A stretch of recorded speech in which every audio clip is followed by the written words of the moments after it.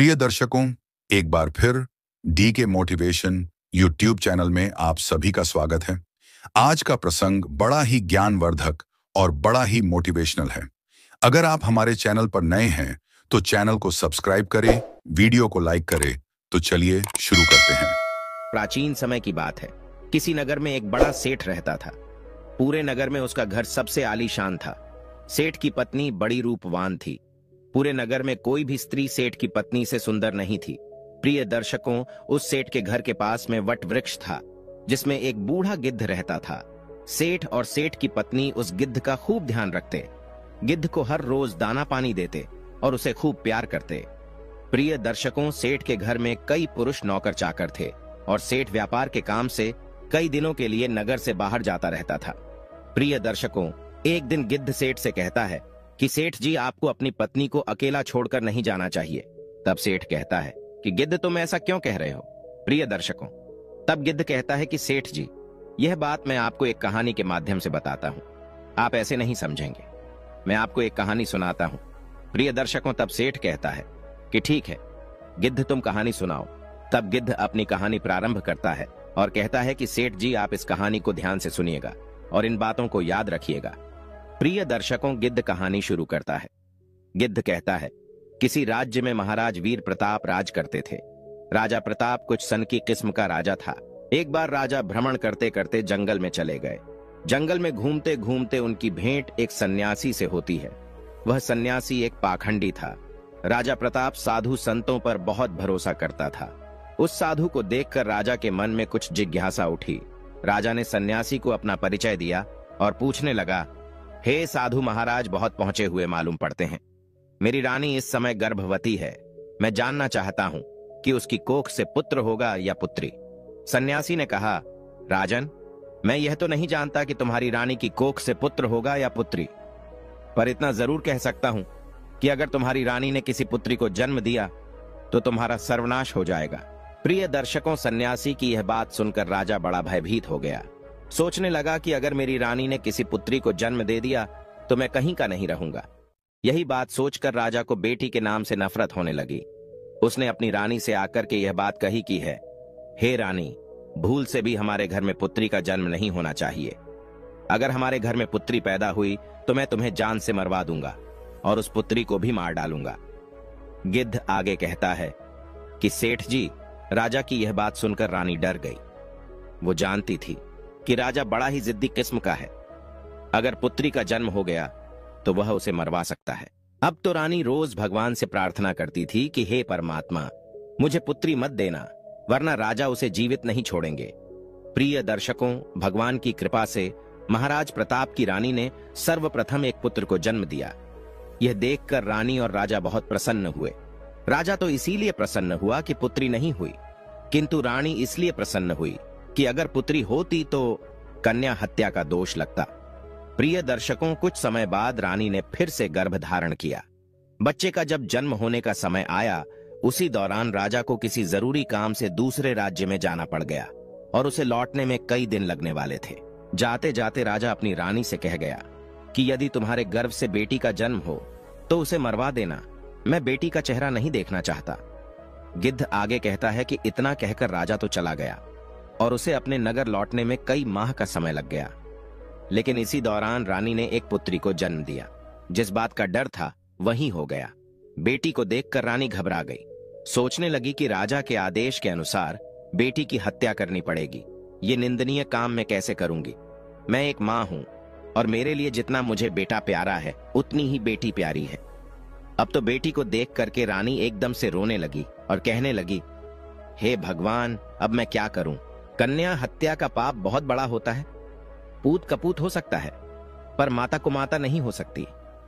रानी बहुत बड़े धर्म संकट में फंस चुकी थी।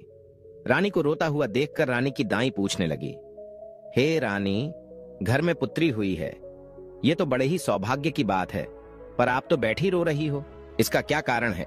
प्रिय दर्शकों, रानी बोली, हे दाई, वास्तव में जो नहीं होना चाहिए था वही तो हो गया। तब रानी ने दाई को पूरी बात बताई कि हमारे महाराज ने इस कन्या को मारने का आदेश दिया है। अब आप ही बताइए कि मैं अबोध बच्ची की जान कैसे ले लूं? तब दाई ने रानी से कहा है, हे रानी, तुम चिंता मत करो, तुम राजा से कह देना कि मैंने बेटी को मरवा दिया है। मैं तुम्हारी बेटी को सबके सामने मारने के लिए ले जाती हूँ, लेकिन मैं इसे मारूंगी नहीं, बल्कि इसे पाल लूंगी। अगर कोई पूछेगा तो मैं कह दूंगी कि यह बच्ची मेरी भतीजी है। इससे इस बच्ची की जान भी बच जाएगी और राजा की नजरों से दूर भी हो जाएगी। इसके पालन पोषण को लेकर तो निश्चिंत रहो, मैं इसे अपनी बेटी की तरह पालूंगी। अब तो ये सुनकर रानी को बड़ी खुशी हुई। सोचने लगी कि यह बेटी भले ही मुझे देखने को ना मिले, लेकिन कम से कम वह जीवित तो बनी रहेंगी। तब रानी ने बड़े उदास मन से कुछ आभूषण अपनी पुत्री के पालन पोषण के लिए उस दाई को दे दिए और दाई से रानी ने कहा, हे दाई माँ, मैं तुम्हारा एहसान जिंदगी भर कभी नहीं भूलूंगी।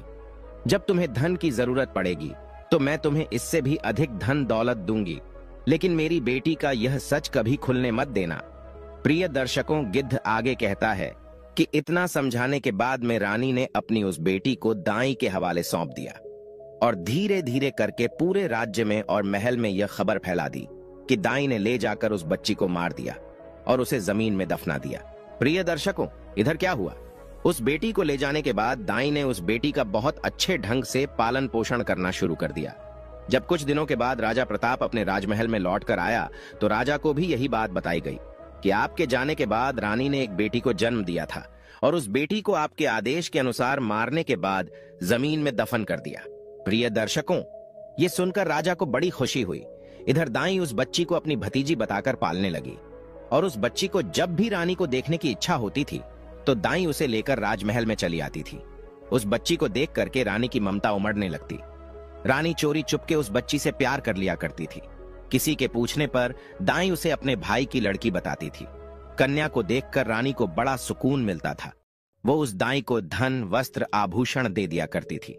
इधर रानी के आदेश के अनुसार उस दाई ने बेटी की परवरिश में किसी प्रकार की कोई कमी नहीं छोड़ी। अब तो धीरे धीरे करके वो बेटी बड़ी होने लगी। धीरे धीरे वो जवान होती चली गई।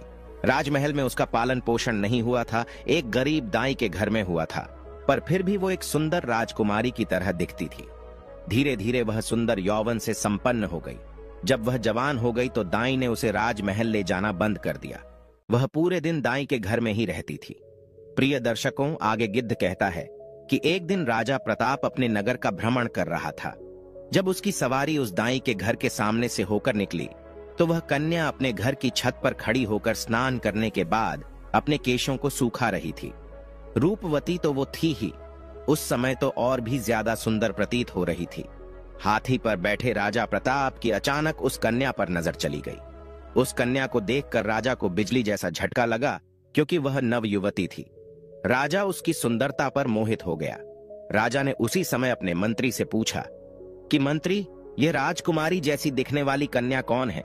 मुझे तो उसके रूप ने घायल कर दिया है, अतिशीघ्र इसका पता लगाओ। मंत्री ने तुरंत पता लगाकर राजा को बताया, महाराज, ये कन्या एक बूढ़ी औरत की भतीजी है। प्रिय दर्शकों, रात भर राजा को नींद नहीं आई। बार बार उसी लड़की का चेहरा राजा की आंखों के सामने आ जाता था।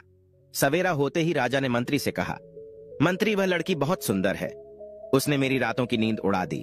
उसकी मूरत मुझे बार बार परेशान करती है। उसके बिना तो अब मैं रह नहीं पाऊंगा।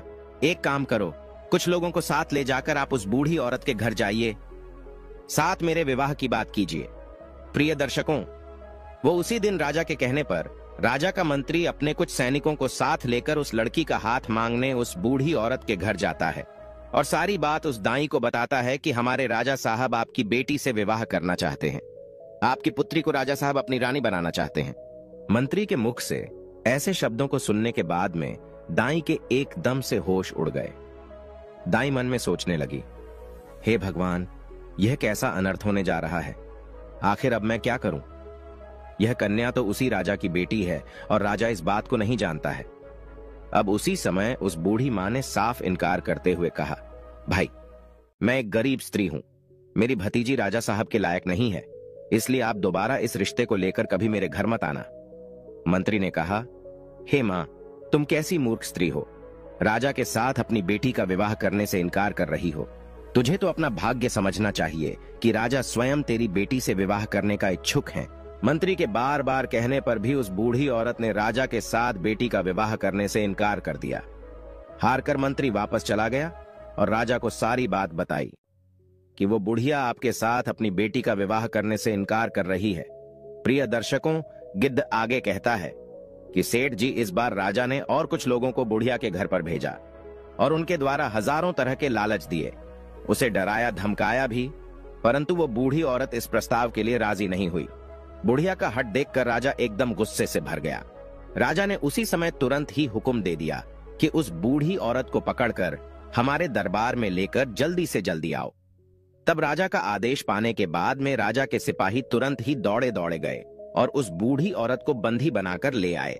बंधी बनाने के बाद दरबार में लाकर उस बूढ़ी औरत की खूब पिटाई की। सैनिकों की मार को वो स्त्री बर्दाश्त नहीं कर पाई। कोड़ों की मार पड़ते ही बूढ़ी औरत राजा के सम्मुख एकदम से चीख कर गिर पड़ी और उसने सारी सच्चाई बता दी कि हे महाराज, वो लड़की कोई और नहीं बल्कि आपकी ही सगी बेटी है। आपकी रानी ने मुझे जब उस बेटी को मारने के लिए दिया तो मैंने उस बेटी को मारना ठीक नहीं समझा। मारने की बजाय मैंने उसे अपने घर में रखकर अपने भाई की बेटी बताकर उसे पालना उचित समझा। मैंने ही आपकी बेटी को पाल पोस कर इतना बड़ा कर दिया है। यदि आप अपनी ही बेटी से विवाह करेंगे तो यह बहुत बड़े पाप की बात हो जाएगी। प्रिय दर्शकों, दाई की बात सुनकर राजा चकित रह गया। उसने अपना माथा पीटा और सोचने लगा है, हे भगवान, मैं यह कितना बड़ा पाप करने जा रहा था। तूने मुझे इतने बड़े पाप में पड़ने से बचा लिया। अब तो राजा प्रताप को और ज्यादा गुस्सा आने लगा। उसने तुरंत ही अपने बेटे को हुक्म दिया कि बेटा, अपनी बहन को जंगल में ले जाकर इसका सर काट देना और इसे वहीं दफना देना। प्रमाण के लिए तुम इसकी दोनों आंखें निकालकर मुझे लाकर दिखाना। प्रिय दर्शकों, उस राजा का एक बेटा था जो उस लड़की से बड़ा था। अब वह भी जवान हो चुका था। अपने पिता की ऐसी बातों को सुनने के बाद में राजकुमार जो था वह एकदम से परेशान हो गया। सोचने लगा, पिताजी ने मुझे बहुत ही पाप का कार्य सौंपा है। इतने वर्षों के बाद तो मुझे मेरी बहन मिली है और उसे मैं अपने ही हाथों से मार डालूं। भगवान कभी मुझे क्षमा नहीं करेंगे। हे भगवान, यह पाप मुझसे ना कराओ। अब तो राजकुमार सोच सोचकर बड़ा दुखी होने लगा। मन में सोचने लगा कि किस प्रकार अपने हाथों से अपनी बहन का कत्ल करूंगा, किस तरह मैं अपनी बहन की आंखें निकालूंगा। यदि मैं बहन का कत्ल करने से मना करता हूं तो राजा बहुत बड़ा जिद्दी है। वह मुझसे नहीं तो किसी और से मेरी बहन को मरवा ही देगा। प्रिय दर्शकों, अब तो मजबूर होकर के राजकुमार अपनी बहन को लेकर जंगल की ओर चलने लगा, क्योंकि उसे जाना ही था। उसके पिता का जो आदेश था। बहन को जंगल में ले जाते समय अब तो भाई का प्यार बहन के लिए उमड़ पड़ा और कहने लगा, हे बहन, किसी भी सूरत में मैं तुम्हारा कत्ल नहीं करूंगा। मैं तुम्हें यही जंगल में छोड़ देता हूं। अब आगे तुम्हारी किस्मत रही कि वो तुम्हारे साथ क्या करती है। तब बहन ने जवाब दिया, भैया, तुम मुझे मार दो और मारकर मेरी आंखें निकालकर पिताश्री को ले जाकर दिखा दो, और यदि तू मेरी आंखें निकाल करके नहीं ले जाएगा तो हमारा पिता तुझे भी मार देगा। प्रिय दर्शकों, उस समय वे दोनों भाई बहन एक दूसरे से लिपटकर बहुत रो रहे थे। उनके ऊपर दुखों का पहाड़ टूट पड़ा था। उन्हें कुछ समझ में नहीं आ रहा था कि वे क्या करें। अंत में राजकुमार इस नतीजे पर पहुंचा। उसने निश्चय कर लिया कि वह अपनी बहन को नहीं मारेगा। उसने अपनी बहन को समझाया कि बहन, मैं तुम्हें इस जंगल में छोड़ जा रहा हूं। आगे भगवान मालिक है कि वो तुम्हारे साथ क्या करेगा। मैं कोई ना कोई बहाना पिताजी के सामने बना दूंगा। इतना कह करके उसने अपनी बहन को वहीं जंगल में छोड़ दिया और आगे के लिए चल पड़ा। आगे जाकर उसे जंगल में एक हिरण दिखाई दिया। उसने तुरंत उस हिरण का वध किया और उसकी दोनों आंखें निकाल लीं। उसके बाद वह अपने पिता के समक्ष पहुंचा और वही हिरण की दोनों आंखें दिखाते हुए कहा, पिताजी, मैंने बहन को मारकर एक नदी में फेंक दिया है। वे आंखें देख करके राजा को भी भरोसा हो गया कि वास्तव में मेरे पुत्र ने उस लड़की को मार दिया है। सुनकर राजा बड़ा प्रसन्न हुआ। इधर रानी ने अपने बेटे को अपने पास बुलाया और पूछा, बेटा, क्या तू सच में अपनी बहन को मारकर आया है? तब राजकुमार कहता है, हे मां, मैं तुमसे झूठ नहीं बोलूंगा। मैंने अपनी बहन को नहीं मारा, बल्कि मैं उसे जंगल में छोड़कर चला आया हूं। यह सुनकर रानी को बड़ा सुकून मिला। वह भगवान से प्रार्थना करने लगी, हे भगवान, तुम्हारा बहुत बहुत धन्यवाद जो तुमने मेरे बेटे को सद्बुद्धि दी। मेरी बेटी जंगल में अकेली भटक रही होगी, तुम उसकी रक्षा करना और उसे ऐसी जगह पर लगा देना कि उसके जीवन की नैया पार हो जाए। जब उसे जन्म दिया है तो वो अपना पूरा जीवन जीकर ही मृत्यु को प्राप्त हो। प्रिय दर्शकों, इधर राजकुमारी जंगल में पत्ते फूल खाकर धीरे धीरे करके अपना गुजारा करने लगी। पेड़, पत्थर और कटीली झाड़ियों के बीच घूमते घूमते उसके वस्त्र बिल्कुल फट चुके थे। वह अर्धनग्न अवस्था में उसी जंगल में भटक रही थी। कई दिन उसे जंगल में बीत चुके थे। एक दिन ऐसा भी आ गया कि उसके शरीर पर कोई भी वस्त्र नहीं बचा। वह वृक्षों से फल फूल खाकर अपना दिन गुजारती थी और घनी झाड़ियों के बीच छिप कर सो जाती थी। एक दिन उसी जंगल में एक दूसरे राज्य का राजा चंद्रभान शिकार खेलने के लिए आया। इधर राजकुमारी वृक्षों से फल तोड़कर खा रही थी। जैसे ही उसके कानों में घोड़े की आवाज पहुंची तो राजकुमारी घनी झाड़ियों के बीच छिपकर बैठ गई। सहयोग से राजा उसी वृक्ष के नीचे आकर विश्राम करने के लिए बैठ गया। अचानक राजा की नजर उन झाड़ियों के बीच गई। उसने देखा कि झाड़ियों के बीच कोई बैठा है। किसी मनुष्य की आकृति नजर आ रही थी। राजा ने फौरन आवाज लगाई, तुम कौन हो और इन झाड़ियों के बीच में क्या कर रहे हो? तुम जो भी हो, फौरन बाहर निकलकर आओ। मैं तुम्हें विश्वास दिलाता हूं, मैं तुम्हें कोई हानि नहीं पहुंचाऊंगा। राजा की बात सुनकर झाड़ियों के बीच से राजकुमारी ने आवाज दी, हे रागीर, मैं एक दुखी लाचार स्त्री हूं। मेरे बदन पर वस्त्र नहीं है, मैं निर्वस्त्र हूं। यदि तुम कोई वस्त्र मुझे दे दो तो मैं उसे पहनकर बाहर आ जाऊंगी। प्रिय दर्शकों, किसी स्त्री की आवाज सुनकर राजा आश्चर्यचकित था कि इस जंगल के बीच में भला ये स्त्री क्या कर रही है। जरूर किसी दुख की मारी होगी। तब राजा ने जो चादर अपने गले में डाला था उसे झाड़ियों के बीच फेंक दिया और उसके बाद उस राजकुमारी ने अपने बदन को उस चादर से अच्छी तरह से ढका और उसके बाद वो राजा चंद्रभान के सामने आई। राजा ने जब उसकी सुंदरता को देखा तो वो उसे देखता ही रह गया। सोचने लगा, वहां इतनी सुंदर स्त्री मैंने अपने जीवन में पहले कभी नहीं देखी है। किसने इसे जंगल में छोड़ दिया है? यह तो हमारी रानी बनने के योग्य है। तब राजा ने अपने बारे में राजकुमारी को बताया और बोला कि ये सुंदरी, तुम जो भी हो उससे मुझे कुछ मतलब नहीं है। अब मैं तुम्हें अपनी रानी बनाना चाहता हूं। राजा की बात सुनने के बाद में वो राजकुमारी भी उसकी पत्नी बनने के लिए राजी हो जाती है। कहते हैं डूबते को तिनके का सहारा ही बहुत है। यहां तो फिर भी एक राजकुमार था जो उसे अपनी पत्नी बनाना चाहता था। गिद्ध आगे कहता है कि सेठ जी, इसके बाद राजा उस कन्या को अपने घोड़े पर बैठाकर अपने राज्य में आया। तो सबसे पहले वह अपने पिता के समय के एक बुजुर्ग मंत्री के घर पहुंचा और उस लड़की को उस बुजुर्ग मंत्री के घर छोड़ दिया और उससे कहा कि हे काका, आप ऐसा समझो कि यह तुम्हारी बेटी है और मैं इस लड़की से विवाह करूंगा। यदि मैं ऐसे अपने महल में इसे ले जाता हूं तो लोग कहेंगे कि राजा किसी को कन्या को भगा लाया है। इससे मेरी मान प्रतिष्ठा पर ठेस पहुंचेगी। मैं इससे विधि विधान के अनुसार विवाह करके इसे अपने घर ले जाना चाहता हूं। तब तक यह तुम्हारे घर तुम्हारी बेटी बनकर रहेंगी और मैं कल कई लोगों के साथ तुम्हारे घर पर रिश्ता मांगने आऊंगा और फिर इसे ब्याह कर अपने घर ले जाऊंगा। मंत्री ने जवाब दिया, महाराज, यह आपकी अमानत है और यह अब मेरी बेटी है। जब आपका मन करे तब आप इसे ब्याह कर ले जाना। मैं तब तक इसका ठीक से ख्याल रखूंगा। प्रिय दर्शकों, अगले दिन राजा का सेनापति और उसका मंत्री उस बूढ़े मंत्री के घर पर गए और उस राजकुमारी का अपने राजा के लिए हाथ मांगा। फिर उसके बाद 1-2 दिन में उसकी मंगनी और विवाह भी कर लिया। विवाह करने के बाद राजकुमारी राजा चंद्रभान की पत्नी बनकर रहने लगी। अब तो दोनों बहुत ही प्रसन्न थे। राजा सुंदर रानी पाकर खुश था और राजकुमारी घर और पति पाकर प्रसन्न थी। राजा चंद्रभान से शादी के बाद भी अपनी पत्नी से कभी उसका परिचय नहीं पूछा। इसी प्रकार दोनों को एक साथ रहते रहते 2 वर्ष बीत गए। धीरे धीरे वह समय भी आ गया जब रानी ने पुत्र को जन्म दिया। अब तो राजा चंद्रभान और भी ज्यादा खुश हो गया। एक दिन राजा ने अपनी रानी से पूछा, हे प्रिय, अब हम दोनों एक पुत्र के माता पिता बन चुके हैं। हमारा संबंध अटूट हो गया है। अब तुम मुझे अपने कुल, खानदान और अपने अतीत के बारे में समझाओ। तब राजकुमारी ने किसी प्रकार से उस बात को टाल दिया। इसी प्रकार से कई वर्ष बीत गए। कुछ समय बाद रानी ने फिर एक पुत्र को जन्म दिया। तब राजा ने फिर से अपनी रानी से वही बात दोहराई। राजकुमारी अपने बीते कल की बातें अपने पति को नहीं बताना चाहती थी, लेकिन राजा ने उनका अतीत जानने की बहुत इच्छा जताई।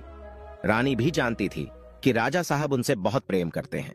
तब राजकुमारी ने राजा के पूछने पर अपने जीवन की सारी कहानी सच सच कह सुनाई।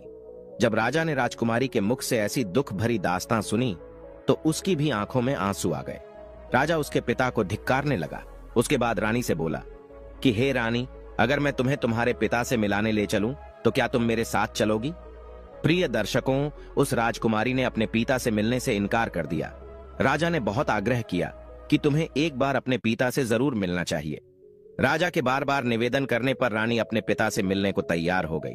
अगले दिन राजा ने राजा प्रताप के यहां जाने का निश्चय किया। रथ सजवाया गया, जाने की पूरी तैयारी हो गई। तभी राजा के पास एक जरूरी काम आ गया।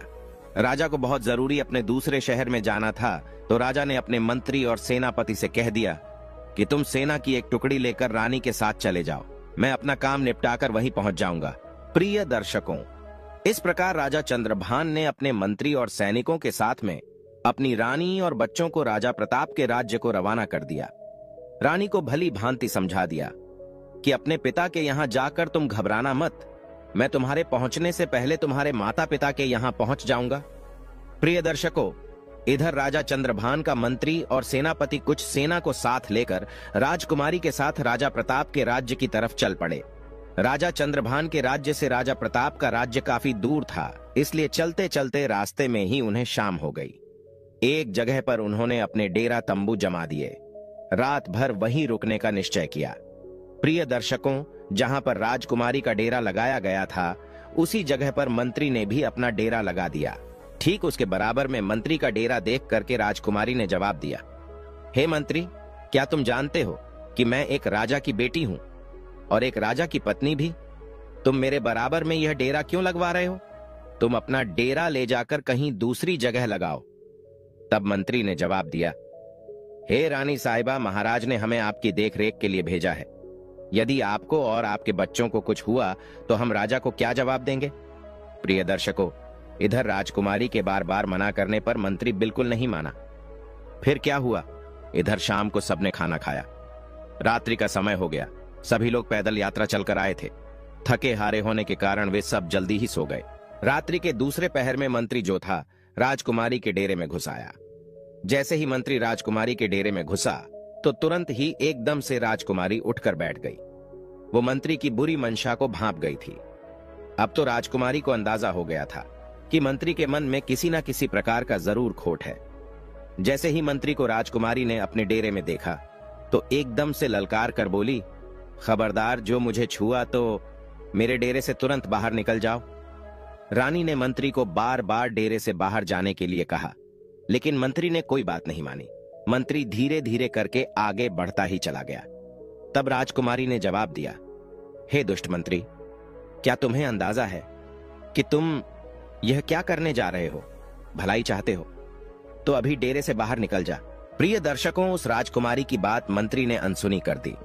तब उसी समय पर राजकुमारी ने अपने बड़े बेटे को मंत्री के सामने खड़ा कर दिया और बेटे को सामने खड़ा करने के बाद में आड़ था।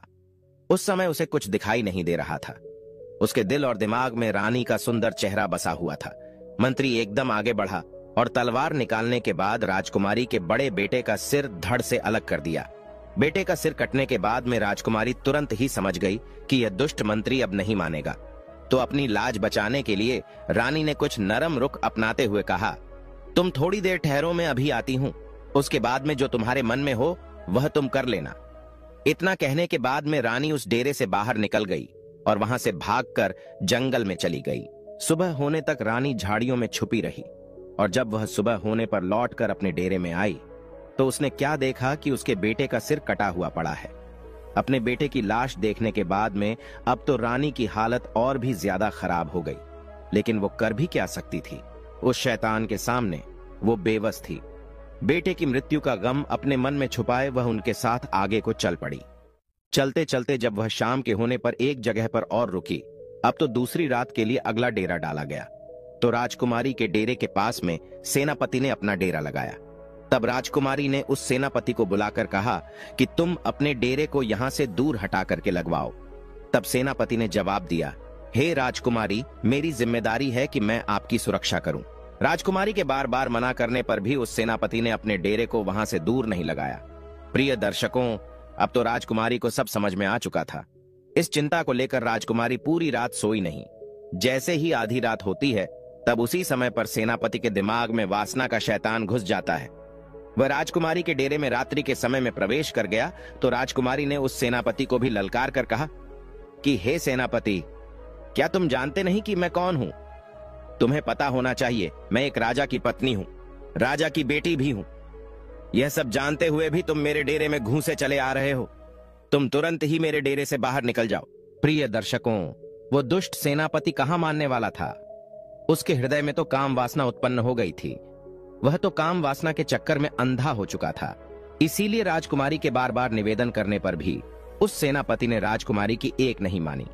जब वह रानी की ओर बढ़ने लगा तो राजकुमारी ने अपने छोटे बेटे को उस सेनापति के सामने खड़ा कर दिया और उसकी कसम दी कि तुझे मेरे बेटे की कसम है, यदि तुमने मेरे ऊपर बुरी नजर डाली भी तो। राजकुमारी के इन शब्दों को सुनने के बाद में उस सेनापति ने अपने मियान से तलवार निकाले और उस छोटे से बेटे का सर काट करके अलग कर दिया। इस प्रकार से राजकुमारी के दूसरे बेटे का भी सिर कट गया। तब उसी समय पर राजकुमारी ने कहा, हे सेनापति, तुम थोड़ा सा रुको, मैं अभी आती हूं। उसके बाद में जो तुम्हारी इच्छा हो वो तुम मेरे साथ कर लेना। प्रिय दर्शकों, गिद्ध आगे कहता है कि सेठ जी अब तो राजकुमारी वहां से भाग निकली और भागते भागते वह जंगल में चली गई। आगे जाकर उसे एक गहरी नदी दिखाई दी। अब तो राजकुमारी ने मन में यह दृढ़ निश्चय कर लिया कि जब मेरी संतान ही नहीं रही, मेरे बच्चे ही नहीं रहे, तो फिर ऐसे में मैं जीकर क्या करूंगी। ऐसा निश्चय करके वो मरने के उद्देश्य से नदी में कूद गई। परंतु पानी का बहाव इतना तेज था, जैसे ही रानी उस नदी में कूदी तो पानी का बहाव उसे एकदम खींच ले गया। जंगल के एक छोर पर नदी बहती हुई जा रही थी। नदी में बहते बहते वह जंगल के उसी किनारे पर जाकर पहुंची। सुबह हो चुकी थी। वहां पर दो सन्यासी महात्मा उसी नदी में अपने गुरु के वस्त्र धोने के लिए आए थे। उसी समय उन सन्यासी महात्माओं ने देखा कि कोई औरत इस नदी में बहते हुए हमारी तरफ आ रही है, तो उन दोनों योगियों ने रानी को पकड़कर बाहर निकाल लिया। प्रिय दर्शकों, अब तो राजकुमारी के पैरों तले जमीन खिसक गई। अब राजकुमारी मन में सोचने लगी कि उस मंत्री और सेनापति से मुझे जैसे तैसे छुटकारा तो मिल गया, अब यहां से इन दो योगियों ने मुझे घेर लिया है। जैसे ही दो योगियों ने राजकुमारी को पकड़ा, तब तक 4 सन्यासी महात्मा और आ पहुंचे। अब तो राजकुमारी और भी ज्यादा डर गई। सोचने लगी, अब तो मैं यहां पर और भी बड़ी मुसीबत में फंस गई हूं, अब क्या होगा। प्रिय दर्शकों, वो रानी इतनी सुंदर थी कि जो कोई उसे देख लेता था वह पागल हो जाता था। अब तो वह महात्मा आपस में लड़ने लगे, एक दूसरे के साथ धक्का मुक्की करने लगे, एक दूसरे को धक्का देकर कहने लगे, यह राजकुमारी मेरी है, यह मेरी है। आखिर अंत में संत महात्माओं ने यह सोचा कि ऐसे तो हम 6 में कोई फैसला नहीं हो पाएगा। हम अपने गुरुजी के पास में इस राजकुमारी को लेकर चलते हैं, वही हमारा फैसला करेंगे। प्रिय दर्शकों, अपने गुरुजी के पास पहुंचने के बाद में उन योगियों ने राजकुमारी को देखते हुए अपनी इच्छा जाहिर की। अपने शिष्यों को एक स्त्री के पीछे आपस में लड़ते देखा तो गुरु समझाने लगे। प्रिय दर्शकों, जो योगियों के जो गुरु थे वह बड़े ही विद्वान और तपस्वी संत थे। गुरुजी ने उस औरत को देखते ही समझ लिया कि यह स्त्री जो है यह कोई राजघराने से है। फिर उन्होंने अपने शिष्यों को समझाया कि हे शिष्यों, तुम 6 भाई हो और तुम्हारी कोई बहन नहीं है। तुम एक काम करो, इसे अपनी बहन के रूप में स्वीकार कर लो। यदि यह तुम्हारी बहन बनकर तुम्हारे आश्रम पर रहेंगी तो एक ना एक दिन तुम्हारी जिंदगी बदल जाएगी। इस प्रकार गुरु के समझाने पर उनके समझ में आ गया और उन्होंने रानी को अपनी बहन बना लिया। प्रिय दर्शकों, वह साधु उसके ही पिता राजा प्रताप के राज्य में रहते थे। अब तो उस राजकुमारी को पता चल चुका था कि वह अपने बाप के राज्य में प्रवेश कर चुकी है, जहां के राजा उसके पिता प्रताप है। रानी उन्हीं महात्माओं के आश्रम पर रहने लगी। वे 6 महात्मा उसे अपनी बहन की तरह रखते थे।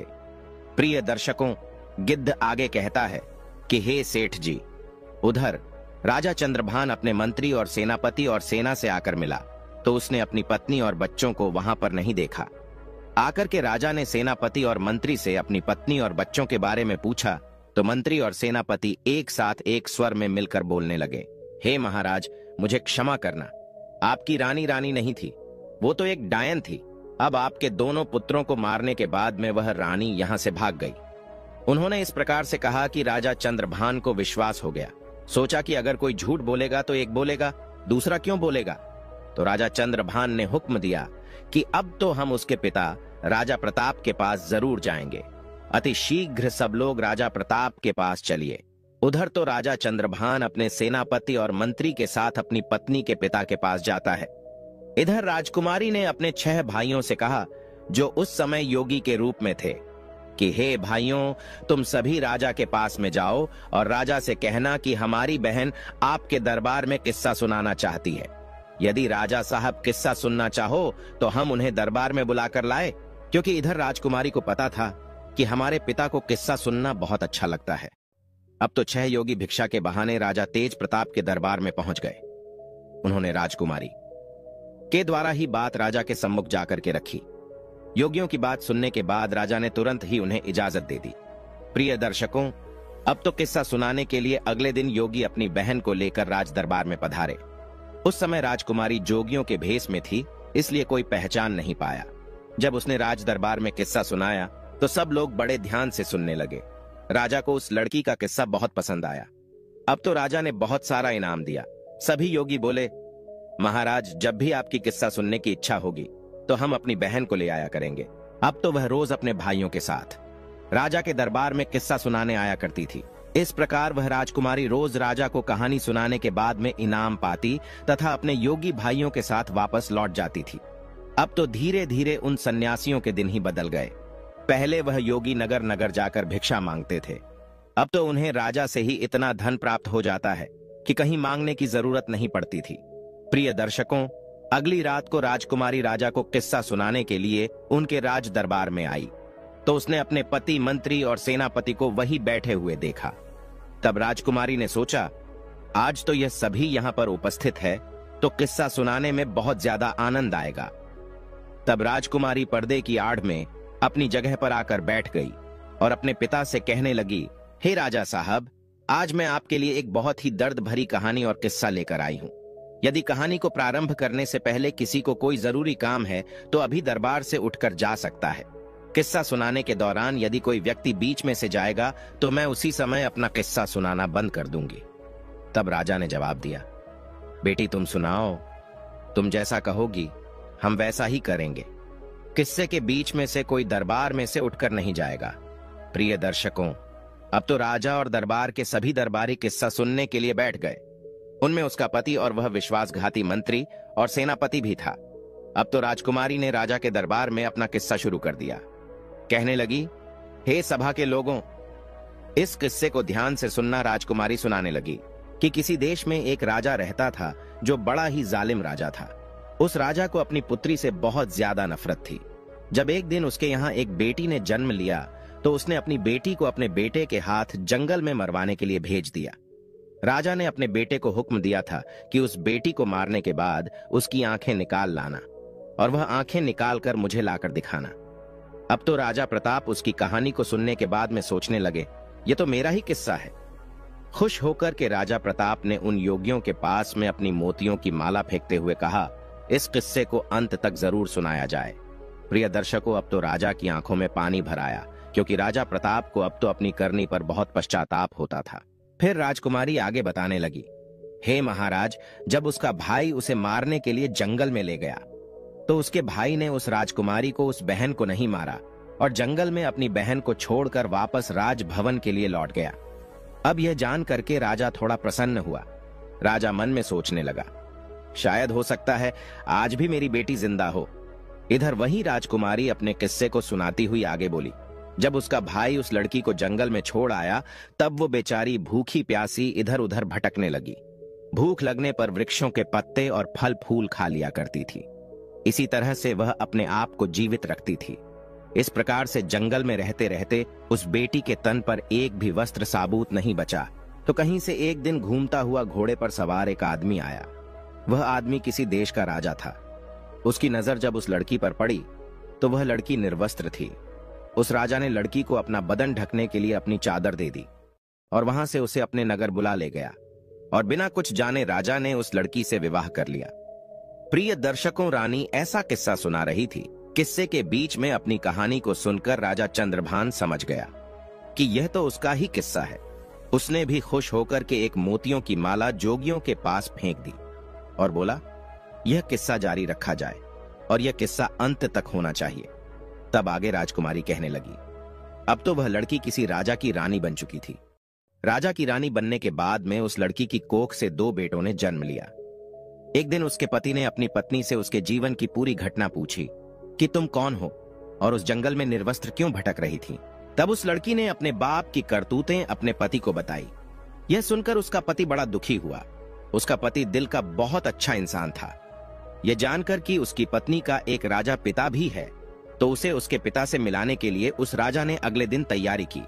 लेकिन उसने एक गलती कर दी। उसने अपनी पत्नी और बेटों की सुरक्षा के लिए स्वयं ना जाकर अपने मंत्री और सेनापति को उसके साथ भेज दिया।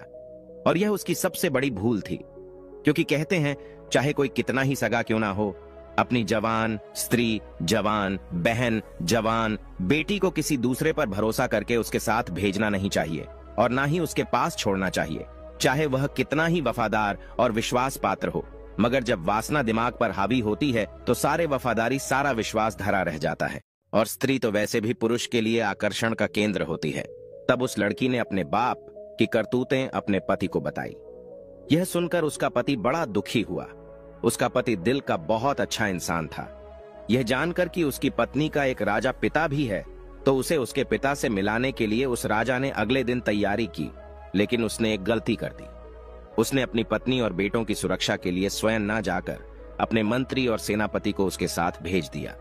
और यह उसकी सबसे बड़ी भूल थी, क्योंकि कहते हैं चाहे कोई कितना ही सगा क्यों ना हो, अपनी जवान स्त्री, जवान बहन, जवान बेटी को किसी दूसरे पर भरोसा करके उसके साथ भेजना नहीं चाहिए और ना ही उसके पास छोड़ना चाहिए, चाहे वह कितना ही वफादार और विश्वास पात्र हो। मगर जब वासना दिमाग पर हावी होती है तो सारे वफादारी, सारा विश्वास धरा रह जाता है। और स्त्री तो वैसे भी पुरुष के लिए आकर्षण का केंद्र होती है। अगर वह अकेली किसी अन्य पुरुष के साथ जाती है या ठहरती है तो उसके मन में काम रूपी विचार आ ही जाता है। भूल कर भी कभी अपनी बहन बेटी किसी अन्य के साथ नहीं छोड़ना चाहिए। खास करके तब तो और भी नहीं छोड़ना चाहिए जब कोई पुरुष जवान हो, सुंदर हो, अकेला हो। कहते हैं स्त्री धन और विद्या यह जिसके पास रहती है उसी की हो जाती है। राजकुमारी इधर राजा प्रताप के दरबार में अपना किस्सा सुना रही थी। राजा प्रताप और राजा चंद्रभान उस किस्से को बड़े ध्यान से सुन रहे थे। राजकुमारी आगे कहती है कि उधर उस राजा ने अपनी पत्नी और बच्चों को मंत्री और सेनापति के साथ भेज दिया। सफर ज्यादा लंबा था। चलते चलते जब रास्ते में सूर्यास्त हो गया तो उन्होंने वहीं रुकने का निश्चय किया। मंत्री ने अपना डेरा रानी के डेरे के बराबर में लगवाया। रानी ने इसका बहुत विरोध किया, पर वो नहीं माना, तो वो रात्रि के समय में मंत्री ने उस राजकुमारी के साथ में दुष्कर्म करने की सोची। राजकुमारी के बार बार निवेदन करने पर भी वो दुष्ट मंत्री नहीं माना, बल्कि उसने राजा के बेटे का भी कत्ल कर दिया। जब बेटे का कत्ल कर डाला तो रानी अपना धर्म बचाने के लिए मंत्री से बहाना बनाकर जंगल में भाग गई। रात उसने जंगल में गुजार कर जैसे तैसे उस बेचारी ने अपने पतिव्रत धर्म को बचाया। जब दूसरे दिन को रानी अपने डेरे में वापस आई तो उसे अपने बेटे की लाश भी नहीं मिली। जैसे जैसे कहानी आगे बढ़ती जा रही थी तो उधर मंत्री के होश खराब होते जा रहे थे। अब तो धीरे धीरे करके वो मंत्री भी बहाना बनाते हुए राजा के दरबार से उठकर जाना चाहता था, तो राजा ने तुरंत ही उसे डांट कर बैठा दिया। तब रानी आगे किस्सा सुनाने लगी। अब दूसरे दिन को जब वह वहां से आगे को चले और एक जगह रास्ते में फिर डेरा तंबू लगाया, तो उस रात सेनापति डेरे में घुसकर दुष्कर्म की लालसा से रानी के पास जा पहुंचा। रानी ने पहले तो उसे खूब ललकार कर समझाया कि वह यहां से चला जाए, लेकिन वह दुष्ट लौटने को तैयार नहीं हुआ। रानी ने उसे अपने छोटे बेटे की कसम दी। यह कहानी सुनकर सेनापति भी घबराने लगा। सोचने लगा, यह तो मेरा भेद खुल रहा है। वो भी उठकर भागने को हुआ तो राजा ने डांट कर उसे भी बैठा दिया। राजा चंद्रभान ने कहा, क्यों भाई, सच्चाई तुमसे सुनी नहीं जा रही। वहां पर सेनापति भी अपना मुंह लटकाकर चुपचाप बैठ गया। इधर किस्सा जारी था। राजकुमारी कहने लगी, फिर उसके बाद सेनापति ने भी रानी के छोटे बेटे का कत्ल कर दिया। वो गलत भाव लेकर रानी के पास बढ़ता गया, तो उसी समय पर किसी न किसी प्रकार से वह राजकुमारी अपनी जान बचा करके वहां से भाग निकली और वहां से एक नदी में कूद गई। लेकिन उसकी किस्मत ने वहां पर उसका साथ नहीं दिया। वह बेचारी जिंदा बच गई। उस नदी में बहते बहते वह चली गई और जंगल के दूसरे छोर पर 6 योगियों के हत्थे चढ़ गई। और सन्यासियों ने भी उस राजकुमारी को अपनी पत्नी बनाना चाहा, परंतु उनके महान बुद्धिमान गुरुजी ने उन सन्यासियों से यह पाप होने से बचा लिया। और गुरुजी के बार बार समझाने पर सन्यासियों ने उस राजकुमारी को अपनी बहन के रूप में स्वीकार कर लिया। फिर वह भाई बहन अपने यहाँ जो राजा था, उस राजा के यहाँ पर किस्सा सुनाने के लिए रोज अपनी बहन को ले जाने लगे। प्रिय दर्शकों, इतनी कहानी सुनाने के बाद में वह राजकुमारी अपना पर्दा हटाकर राजा के सामने आकर खड़ी हो गई।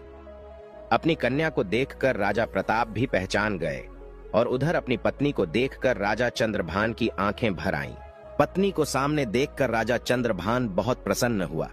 लेकिन अपने पुत्रों की मृत्यु का दुख से खाए जा रहा था, राजा चंद्रभान राजा प्रताप से आज्ञा मांगने लगा कि महाराज, मेरा मंत्री और मेरा सेनापति मेरा ही शत्रु है, इसे मैं स्वयं दंड देना चाहता हूं। तब उसी तरह से राजा चंद्रभान ने उन दोनों के सर कलम कर दिए। पापियों को उनकी करनी का दंड मिल चुका था। इधर राजा प्रताप ने अपनी बेटी को सीने से लगा लिया और बार बार उससे अपने किए की क्षमा मांगने लगा। बेटी ने अपने पिता को क्षमा कर दिया। इस प्रकार से राजकुमारी अपने पति के साथ कुछ दिन तक अपने पिता के घर पर रही। फिर उसके बाद बड़ी हंसी खुशी के साथ उसके पिता ने अपनी बेटी की बड़ी धूमधाम से विदाई की। राजा चंद्रभान अपनी पत्नी को लेकर अपने नगर लौट आया और हंसी खुशी के साथ समय व्यतीत करने लगे।